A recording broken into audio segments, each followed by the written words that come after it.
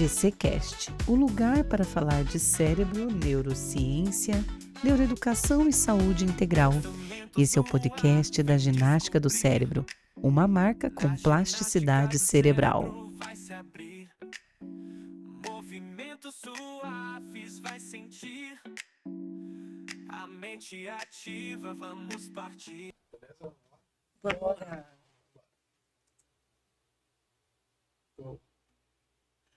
Olá, pessoal! Estamos aqui com a doutora Rosemary Simon Bernardi para mais um GCcast, o podcast com plasticidade cerebral. Veja só, que maravilha! É um prazer recebê-la aqui, O doutora prazer é Rosemary. todo meu, minha querida. Muito honrada com o teu convite. Que coisa maravilhosa! Muito bom poder compartilhar contigo, falarmos aí dos assuntos e temas relacionados ao universo do cérebro, neurociência e tudo que envolve o ser humano, porque é isso que a gente precisa, autoconhecimento, para que sejamos cada vez melhores. Verdade, E o tema concordo. da nossa conversa de hoje será sobre comunicação não violenta e os impactos que uma comunicação violenta gera no cérebro. Não é isso mesmo? Isso mesmo. Perfeito. Doutora Rosemary é psicóloga e eu gostaria muito que você falasse para nós um pouco da sua experiência a respeito desses impactos. Ai, Nath, então vamos lá. Vou começar falando um pouquinho sobre o que é a comunicação não violenta. Perfeito. A comunicação não violenta é uma proposta de um psicólogo chamado Marshall Rosenberg. Ele já é falecido, mas ele propôs uma metodologia de 4 etapas para que a gente consiga se comunicar de uma maneira mais eficaz, mais amorosa e menos violenta. Então, cunhou-se o termo comunicação não violenta, porque a gente tem vivido uma experiência humana de sermos muito violentos uns com os outros. E não é o nosso modo natural de ser, mas a vida, a sociedade, a cultura, as guerras, os desafios da vida humana levaram a gente a desenvolver uma comunicação muito violenta. Então, o Marshall Rosenberg, ele propunha que a gente partisse de uma perspectiva em que, num primeiro passo, a gente só observasse, sem julgamento. Mas aí as pessoas questionam como é possível não julgar. Nosso cérebro automaticamente julga, né? Então, basicamente, é um exercício de suspender o juízo de valor. Então, alguém, de alguma maneira, me provoca uma reação, né, íntima, e ao invés de eu já me manifestar, olha, fiquei chateada, fiquei com raiva, fiquei muito brava. Dependendo da circunstância, você vai conseguir se conter ou não, mas isso é um exercício, né? Então a ideia é você observar, sem julgar. E aí você colocar para você mesmo e depois, num segundo momento, para outra pessoa, qual que é o teu sentimento em relação àquilo? Olha, quando você me xingou, quando você me criticou, eu me senti atacada, eu fiquei triste, eu fiquei magoada, eu fiquei brava. E aí, num terceiro passo, você vai dizer qual que é a tua necessidade. Ah, eu preciso que você me respeite. Eu preciso que você fale comigo num tom mais baixo. Eu preciso que você me pergunte antes de me julgar. E, por fim, vem um pedido muito específico, muito detalhado, para não dar margem para uma interpretação dúbia para a parte que está ouvindo. Então, você pode se comprometer em falar comigo de um jeito diferente, sem me xingar, perguntando, enfim, do jeito que você gostaria que ocorresse. Então, atendidas essas 4 etapas, o que não é simples, não é natural, precisa ser treinado, precisa de uma conscientização, a gente passa a ter uma comunicação não violenta. Uau! Realmente, criou-se um método. Isso. Certo. E aí ele usava nas palestras dele 2 marionetes, 2 fantoches de mão, né? Não é marionete, fantoche. Um lobo e uma girafa. O lobo representava a comunicação violenta, uau, uau, uau, que é a linguagem da brabeza. E a girafa, a linguagem do coração. Por quê? Porque a girafa é o animal terrestre, o mamífero terrestre com o maior coração de todos, Olha que interessante. né? Porque ela é muito alta, precisa bombear o sangue, né? Até lá o pescoço, das pernas pro pescoço, imagina. Mas ela também tem um pescoço comprido, ela é alta, então ela tem uma visão de conjunto. Então a comunicação da girafa, que representa a comunicação não violenta, é aquele olhar que você busca olhar por cima, sobrepairando as situações e de coração para coração. Essa perspectiva lúdica que o Marshall trouxe para a comunicação não violenta. Que lindo. E aí, doutora, tem mais questões que entram no meio de tudo isso. Muito mais questões, mas vamos tentar aqui abordar algumas. Primeiro, quando você falou assim, de eu entender aquilo que eu tô sentindo, eu vou ter que reconhecer as minhas próprias emoções, certo? Certo? Não é tão simples, E né? aí? E Então- aí? Como que então- fica isso? Não, nós temos na psicologia uma perspectiva em que a gente tem um olhar para fora e um olhar para dentro. Então, o Locke externo e o Locke interno. Quando eu olho para fora, todas as responsabilidades estão no outro e não em mim. Perfeito. Quando eu olho para dentro, quando eu viro a câmera para dentro, e esse é o convite que todo o processo terapêutico faz para as pessoas, que a gente não muda ninguém, a gente tenta mudar a gente, né? De fato. Esse olhar para dentro faz com que você, antes de culpabilizar alguém, você, opa, qual que é a minha parte nesse quinhão? O que que eu fiz aqui? Como é que eu tô reagindo? Eu tô exagerando? Eu não tô exagerando? Daí você pode me dizer, Rose, no calor da emoção, no calor de uma briga, eu não consigo fazer isso. Correto? Então a gente fala, no dia do jogo a gente não treina, né? De Então é fato. algo que tem que ser treinado antes. Antecipadamente. Porque senão você entra num piloto automático. E o nosso cérebro, falando do nosso cérebro, ele é tão ou mais eficaz quanto menos energia ele usar. Então, essa estratégia de piloto automático torna o cérebro mais eficaz. Então, é muito bacana que ao digitar um documento, a gente não precise pensar muito a posição dos dedos. Essa automatização na nossa motricidade é ótima para dirigir o carro, para trocar marcha, isso é ótimo. No entanto, nas nossas relações humanas, a gente conversar no piloto automático ou reagir no piloto automático acaba não sendo produtivo e gerando prejuízo. Porque afeta o sistema límbico diretamente. Afeta o nosso sistema de reação Perfeito. emocional, sistema de luta e fuga, que está ligado às nossas amígdalas cerebrais. Porque quando a gente é ameaçado de alguma forma, quando a gente é interpelado de uma forma muito Isso. energética, digamos assim, às vezes a pessoa realmente não está tão brava assim. Uhum. Mas se ela tem uma forma mais energética e o outro tem uma forma mais sensível, digamos assim, de receber as informações, isso pode já haver um choque. Sim. Não necessariamente as pessoas precisam estar brigando, não é verdade? É verdade. E aí, mas de novo, sempre volta pra gente. Que eu vou te dar um exemplo para ficar mais claro. Eu tô andando na rua, né? E aí passa por mim um senhor idoso, alcoolizado, mendigo, né? Morador de rua. E ele me xinga. Nesse momento, ele pode falar o que ele quiser. Eu não vou me abalar, porque eu não me identifico com o comportamento dele, né? Essa desidentificação é uma proposta do psiquiatra Roberto Sagioli, que criou uma escola de psicologia chamada psicossíntese. Sensacional. Só que quando eu estou falando com meu parceiro, com uma amiga, com a minha irmã e alguém me Com o xinga, filho, eu me o pai. super identifico e aquilo vai direto lá nas minhas entranhas e aí tende-se a ter uma reação emocional mais intensa. Mas o grande desafio também é quando você percebe que o outro está em algum momento vivendo uma situação desafiadora de desequilíbrio emocional, eu buscar me desidentificar até nessas relações mais próximas. Veja. Meio combinando assim, você surta agora, eu surto daqui a pouco. Não vamos surtar junto. Não vai dar bom. Não vai dar bom, essa é a ideia, né? Então, mas isso faz parte até de combinados com as pessoas mais íntimas. Quando tiver, você perceber, você se afasta, ou você me fala, daqui a pouco a gente conversa, para ajudar a outra pessoa também a se desidentificar. Perfeito, Mas perfeito. tudo isso é treino, não é tão natural, né? E que partes do cérebro elas são ativadas nesses momentos de conflito? Então, nós temos a amígdala cerebral, que é considerado, dentro da teoria evolucionista do cérebro, o nosso segundo cérebro, né? Enquanto mamíferos, a gente desenvolveu lá um cérebro emocional.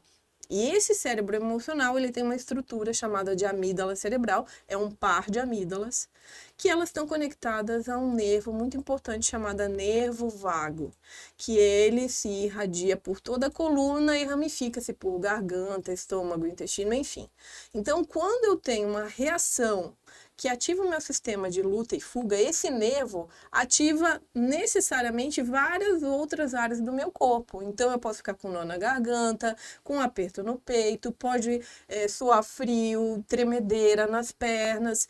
Todas essas reações são reações decorrentes da ativação do nervo vago e da amígdala cerebral. Interessantíssimo. E o que fica aqui, latejando aqui em mim, nesse momento, que você disse sobre as relações, legal, mas hoje a gente tem alguns agravantes no nosso mundo globalizado, do qual a comunicação, ela está aberta, nossas mídias sociais, as redes sociais, das quais todos nós fazemos parte, né? Raramente se encontra alguém que não faz parte disso, estamos expostos.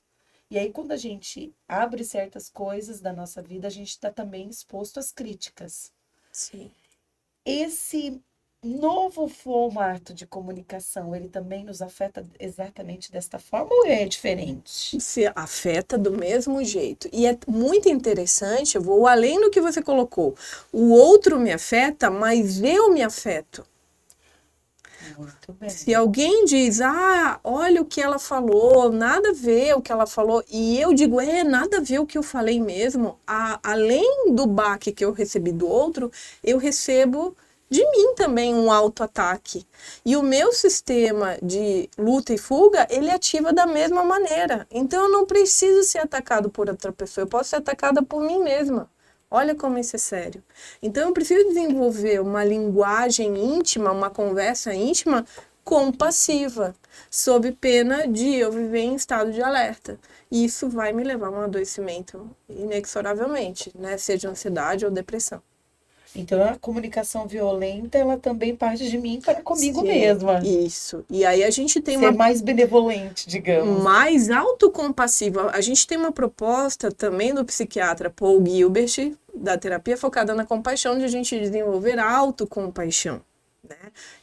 Esse olhar para nós mesmos, esse olhar que é compassivo, e entendendo que compaixão, nesse conceito, é uma sensibilidade de perceber o próprio sofrimento ou de outro e me comprometer a fazer algo a respeito, com sabedoria. Então a gente tem vários elementos para se ter compaixão: sabedoria, sensibilidade, coragem e gentileza. Então eu cometo um erro, ok, eu estou fazendo o melhor que eu posso. Ao invés de dizer, puxa, eu só erro, que droga, eu sou uma incompetente, eu sou ineficaz, entende? Se eu faço isso comigo, meu sistema de luta e fuga é ligado e ele não desliga fácil. Nós temos uma questão que o nosso cérebro, infelizmente, ele se desenvolveu de um jeito disfuncional. O que acontece, Nádia? Imagina, a gente tinha que sobreviver e o nosso cérebro ele foi evoluindo para garantir a nossa sobrevivência. Perfeito. Então imagina que eu estou nadando lá nas Bahamas, um mar azul, estou vendo os peixinhos, daqui a pouco aparece um tubarão na minha frente. O que faz o meu cérebro? Ativa o sistema de alerta e fuga, e eu não fico pensando, será que eu vou bater um papo com o tubarão? Se eu vou para a esquerda, para a direita, me fingir morta? Não, você só reage para sobreviver. E assim o cérebro é funcional e assim ele evoluiu. Diante dessa situação, quando a gente tem uma situação de ameaça, a gente passa a reagir, né, dessa maneira instintiva, só que diferente de outros mamíferos, o nosso sistema de alerta não desliga. Ele continua ativado por muito tempo. Exemplo, pega uma girafa. A girafa está lá pastando, que é o que as girafas fazem. Girafa não, vamos pegar aqui uma zebra. Acho que a zebra é um exemplo melhor. Uma zebra. A zebra está lá pastando como as zebras fazem. Aparece um leão. E aí o leão sai correndo atrás de um monte de zebra. E ela corre para fugir. O leão vai lá e come outra zebra. Essa zebra, a curva dela de estresse foi lá em cima. E aí o leão comeu outra zebra. Cai. E ela volta a pastar.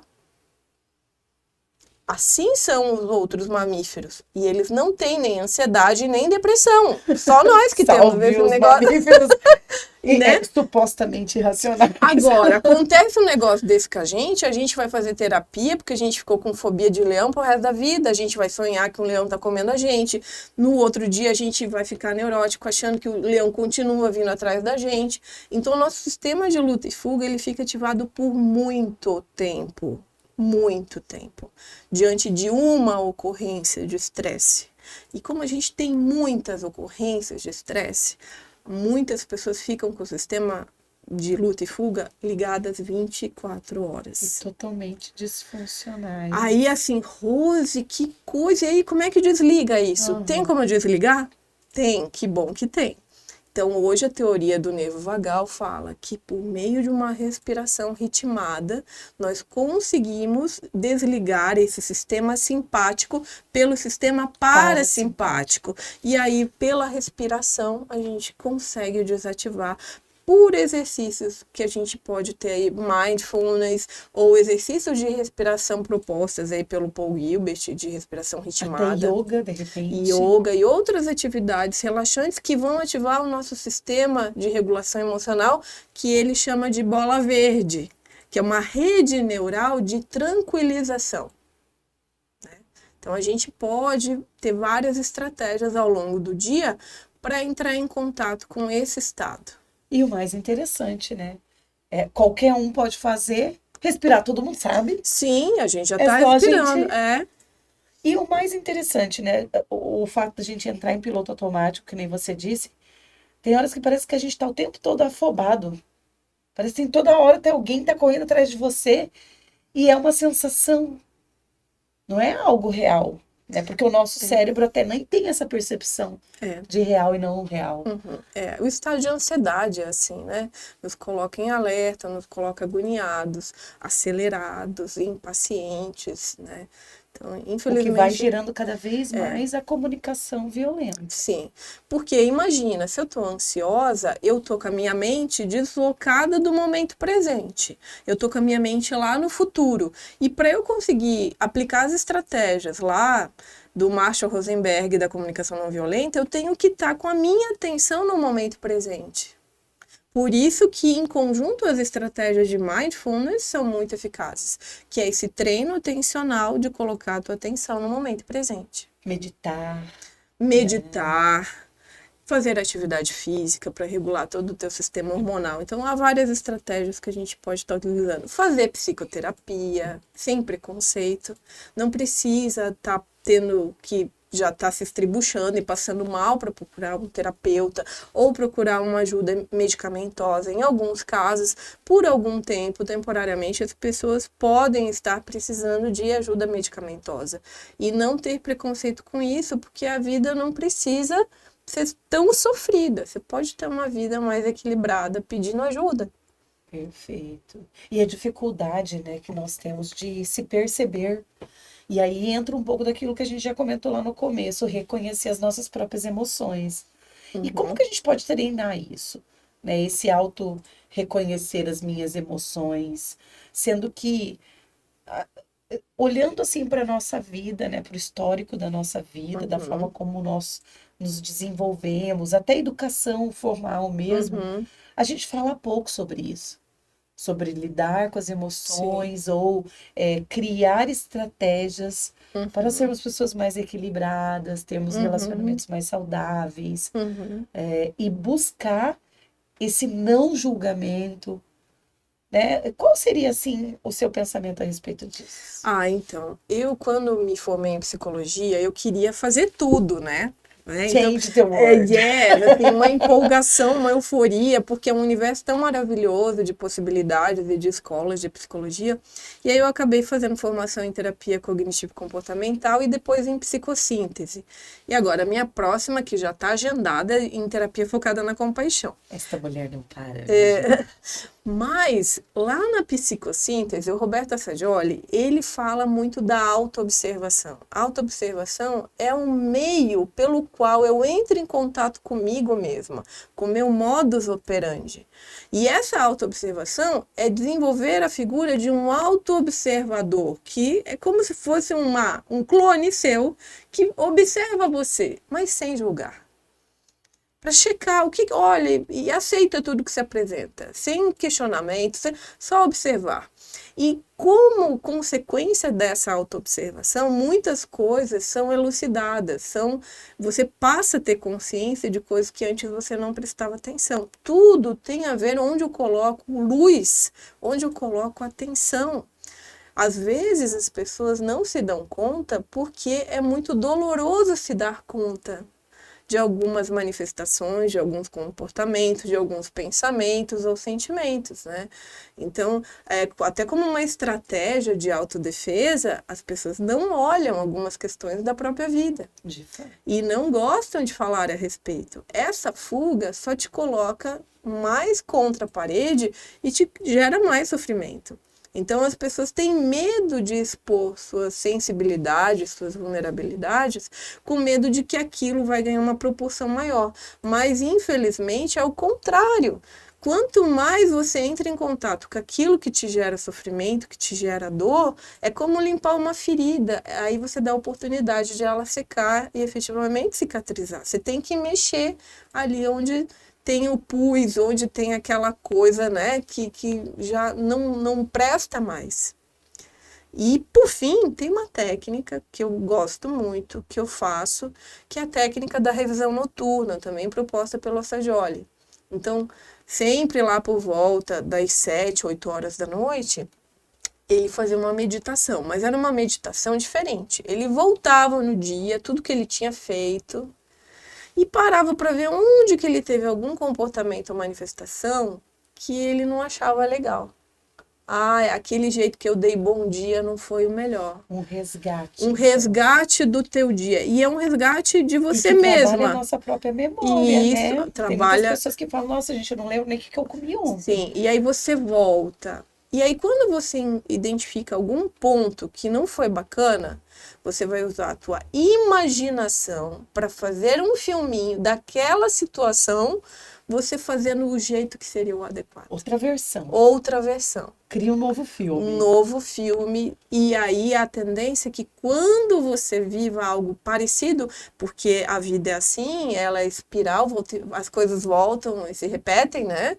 Então você vai ter uma performance melhor. Que interessante. E aí, tudo isso que você está me falando está me lembrando da ludicidade dos jogos. Eu estou fazendo uma analogia mental aqui. Uhum. Porque quando a gente está jogando, a gente também está treinando isso. Sim. Nosso cérebro não sabe que a gente está brincando, lúdico, Sim. né? Que a gente está exercitando várias habilidades ali.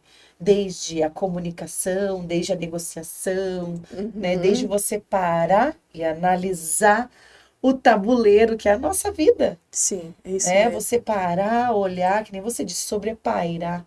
Fabuloso, fabuloso. E aí, tem lógica o que eu falei, Nádia? Total sentido.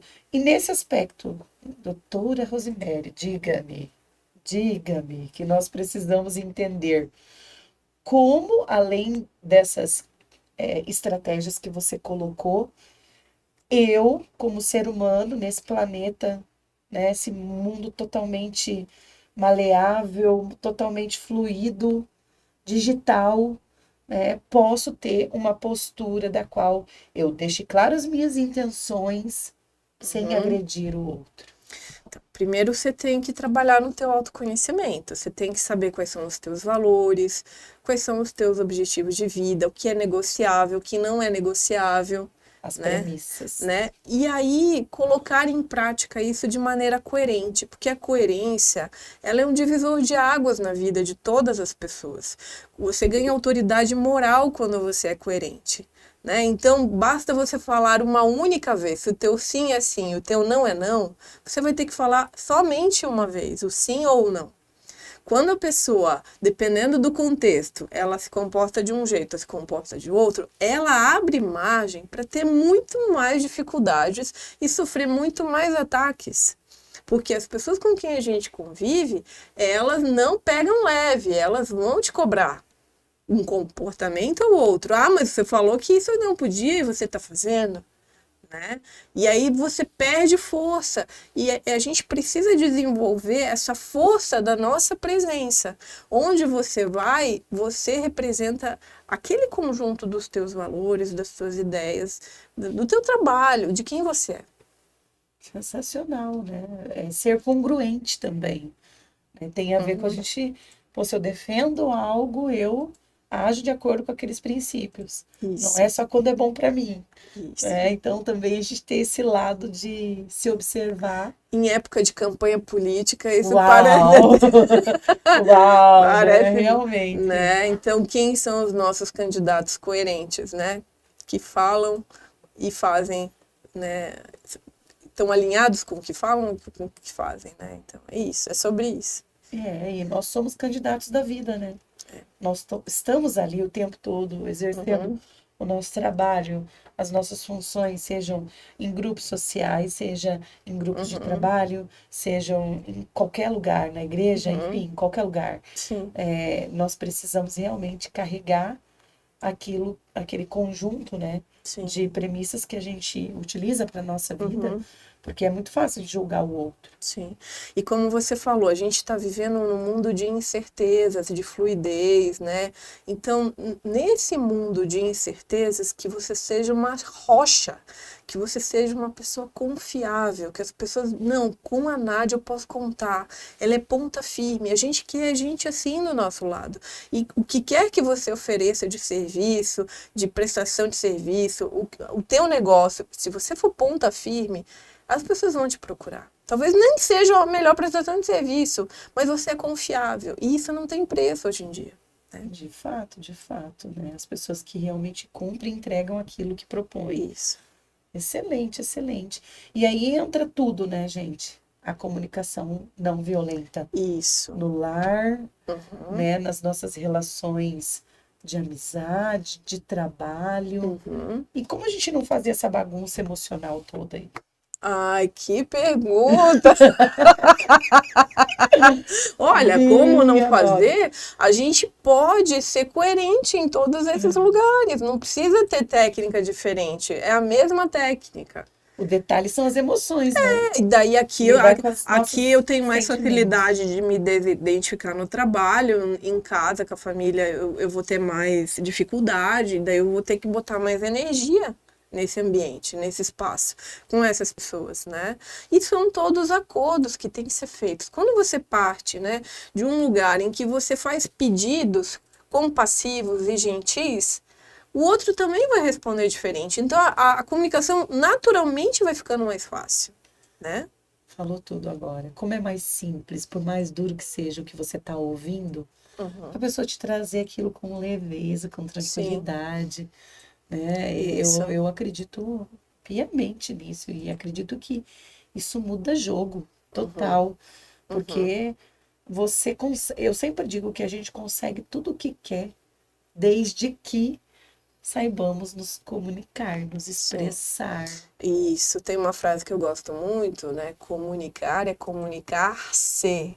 Quando eu me comunico, eu mostro quem eu sou. Não tenho como esconder nada. Fica escancarado. A minha energia, a minha intenção, tudo, os meus valores. Não tem como eu não me manifestar e mostrar quem eu sou. É indissociável. Então eu quero me mostrar para o meu filho como o quê? Como um monstro? Não. Eu quero ser a minha melhor versão com meu filho. Eu quero ser a minha melhor versão com meu parceiro. Então por que às vezes com essas pessoas que são as que você mais ama, você entrega o teu pior? Não tem nem lógica. E de novo a gente volta para a coerência.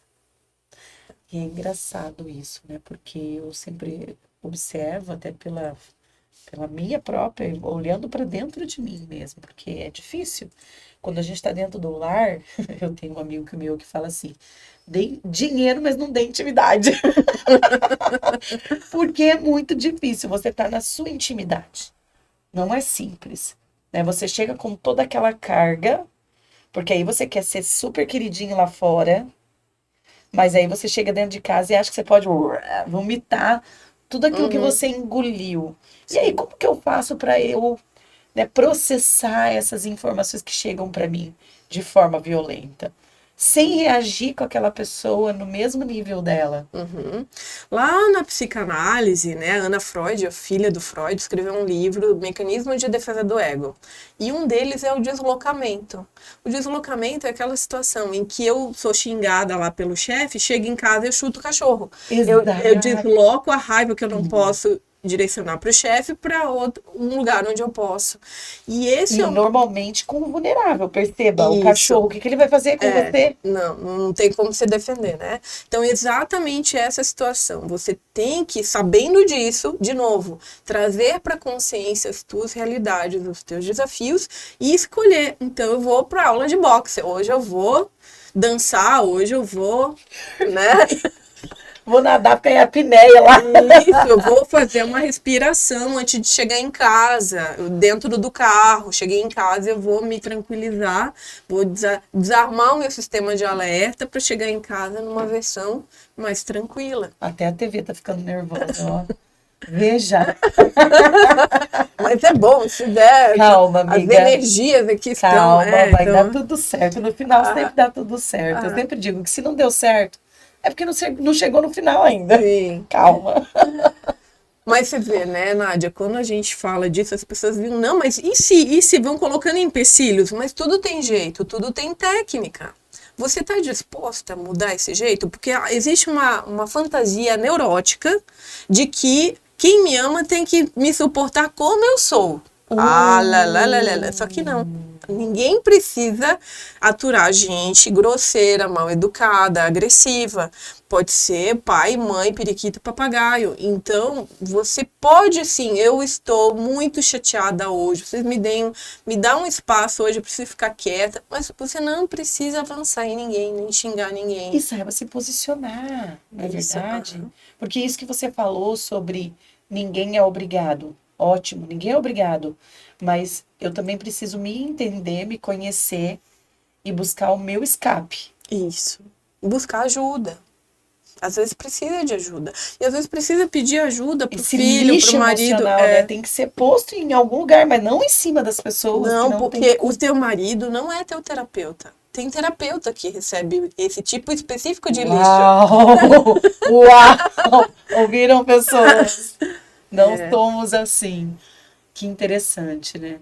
E todas essas funções, né, que a gente vai exercendo dentro dos ambientes e a gente vai trazendo para dentro de nós e não externa e não dá vazão, Vira uma violência pra dentro. Daí implode, vira doença autoimune, vira um monte de coisas. vira alcoolismo, tabagismo, vício em comida, Sim, açúcar e sim, muitas sim. outras coisas, Sim, é de isso mesmo. fato. Aham. E tudo isso vai nos afetar. E tem coisas dentro desse processo que vai afetar pessoas que não têm nada a ver com isso Sim, também. geralmente afeta.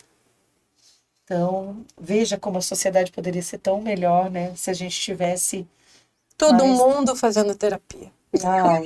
Eu sempre. Eu Não, eu adoro. sou uma defensora, tá? Fique É. tranquila, doutora, porque eu sou aquela que eu Aham. falo que todo mundo merecia ter uma psicóloga na vida. Verdade. Mas há que se falar a verdade, Um ainda psicólogo, é tá? um Não tô processo. puxando só pra mulher.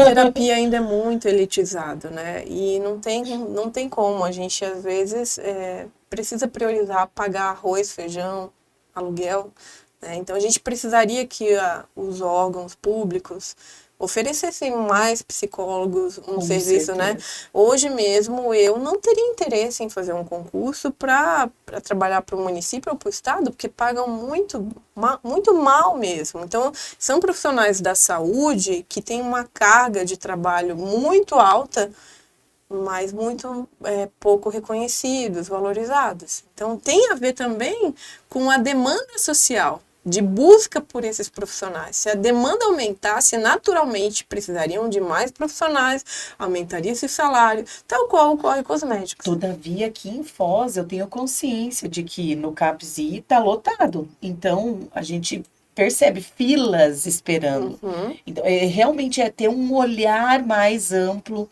para tudo isso, sim, tanto na saúde pública quanto na conscientização. sim. Porque eu percebo assim que ainda há muito preconceito. Uhum. Ai, tá indo no psicólogo. Nossa, olha aí, ó. Não, e Tá a desequilibrado. psicologia tem muito com você encontrar o terapeuta da sua vida. Tem que dar um match. Exato. Então, às vezes, você vai ter que ir em 1, 2, 3 profissionais, né? E às vezes você vai em um, não gostou e não serve pra mim. Terapia não funciona pra mim. E não é verdade. Às vezes a abordagem daquele profissional, o estilo daquele profissional não deu, não bateu com você, né? Só isso. Perfeito, perfeito. E olha que amplitude, né? A gente começou falando de comunicação não violenta. Agora, perceba em quantos universos entra Quantos desdobramentos, né? a forma como a gente se comunica, a forma como a gente dialoga. E o mais interessante são exercícios diários. Sim. Exercícios diários de estar. Sim, a gente pode falar sobre isso, ler muitos livros sobre isso, mas se a gente não colocar em prática, de nada adianta. É que nem musculação. Eu posso ler 5 tratados de musculação. Se eu não puxar o ferro, não vai ter resultado. Muito bem, muito bem. É aquela história, né? A gente precisa tomar banho todo dia, a gente precisa escovar o dente várias vezes no dia. Isso. E para nossa vida, tudo que a gente vai treinando, vai se melhorando, né? Olhar para as pessoas com um pouco mais de amor também, Sim. né? Eu sempre digo que as relações por isso eu gosto muito da palavra equidade. Porque igualdade é você dar para todo mundo igual, mas nem sempre as pessoas têm a mesma necessidade, né? Então eu gosto muito dessa questão da gente trabalhar a equidade, dar, né, para quem precisa aquilo que ela realmente de fato está necessitando. Sim, isso mesmo. Então a gente ter esse olhar e melhorar a nossa comunicação, melhorar a forma como a gente vai dizer o que sente, o que pensa e entender melhor aquilo que a gente sente. E aí, né, assim, só para apimentar mais o nosso debate, a nossa comunicação, ela é muito mais não verbal do que verbal. Então, quanto que às vezes, eu não sei falar desse jeito, esses 4 passos que o Marshall Rosenberg propôs, mas você pode parar de revirar o olho e fazer careta para as pessoas, já é um início. De fato. Né? Você quer começar a mudar a sua comunicação, seja uma pessoa mais aberta, que preste atenção, que tenha uma escuta ativa, que pare para escutar ao invés de ficar no celular. Então, são coisas que estão ao alcance de quem tem vontade. É fácil, não é difícil. Mas tem que querer, né?